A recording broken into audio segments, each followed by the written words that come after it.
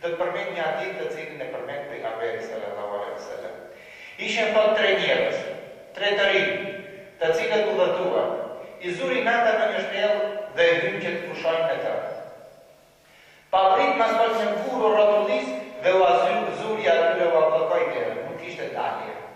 U munduan që ta shlyjnë atë, për guri ishte tepër i madh, tepër i rënd, sa që u zuri krejt dera dhe nuk ishte asnjë mundësi që të dalin prej asaj. U blokuan brenda.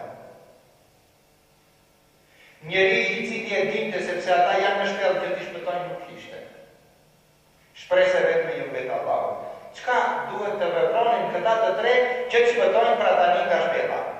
Këta të rinj duhet të lutën Allahut xhelleshanuhu që Allahu për hatër të punëve të mira të cilat i kanë bërë në rininë e tyre kur kanë qenë të rinj, Allahu xhelleshanuhu t'u largoj burin dhe ata shpëtojnë tani jashtë.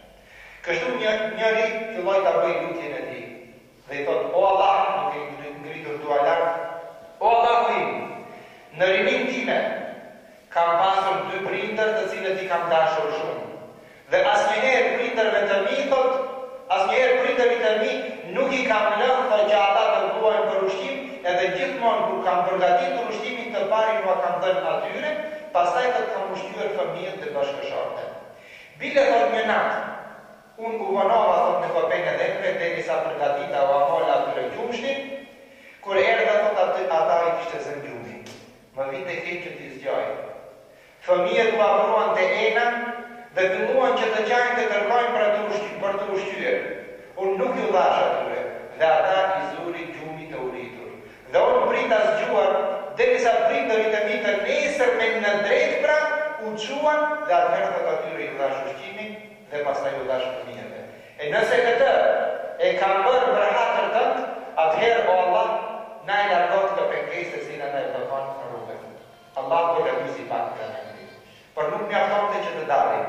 Pastaj, i dyti i çoi duar dhe tha, o Allahu im, unë e kam pasur një kushërir të bukur, por ajo ishte e vajtur.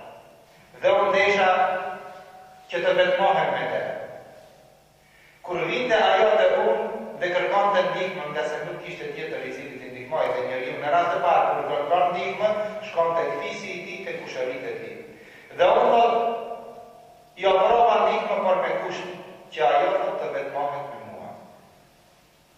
Mbasi ajo nuk kishte mbështetje tjetër, atëherë pranoi. Dhe unë thot ja të dash asaj të hollat për të cilat kishte nevojë. Mirë po pastaj më tha, frikoju Allahut. Kur e përmendi Allahun, atëherë thot më kaploi një frikë. Ja fala borxhin të cilin e dash dhe më katën thot nuk e bëra. O Allahu im, në qoftë se këtë e kam bërë në emër tënd, atëherë thot na nxirr nga kjo pengesë, nga kjo kryq ku kemi vetur. Guri në visin nga vetë, mirë po përsëri nuk me aftonte që ata të dalin. Pastaj i treti i çoi duart lart dhe tha, o Allahu im,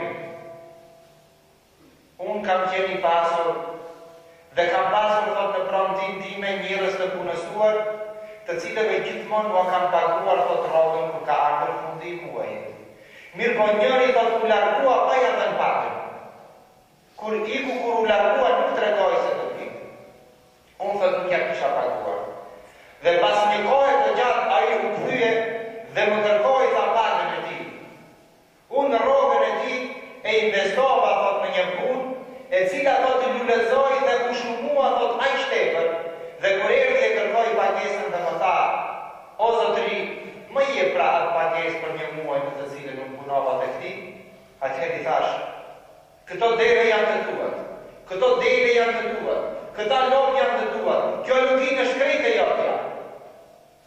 Njeriu tha, apo tapesh me mua o zotëri? Jo tha vallai meri sepse të gjitha janë të tuat, sepse pasurinë tënde e ka lulëzuar Allahu xhaleshano. E në që a i thot i morin të gjitha dhe unë beta të pasjo. E në qoftë se këtë e kam bërë thot Allah në emër tënd, atëherë thot na nxirr nga kjo situatë.